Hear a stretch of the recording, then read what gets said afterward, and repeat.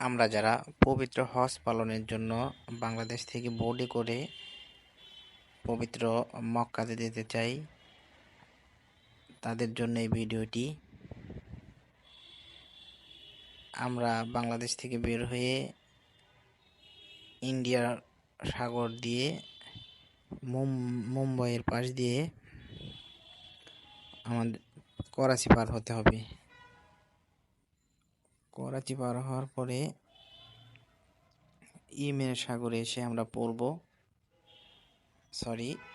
ওমানের সাগরের পাশ দিয়ে ইয়েমেনের সাগরে এসে আমরা পড়ব।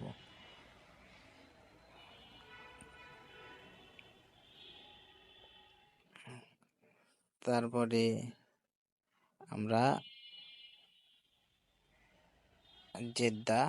জেদ্দা থেকে মদিনা থেকে মক্কা, এই পুরো প্রসেসটি পার হতে আমাদের লাগবে 8,869 কিলোমিটার আমাদের পার হতে হবে।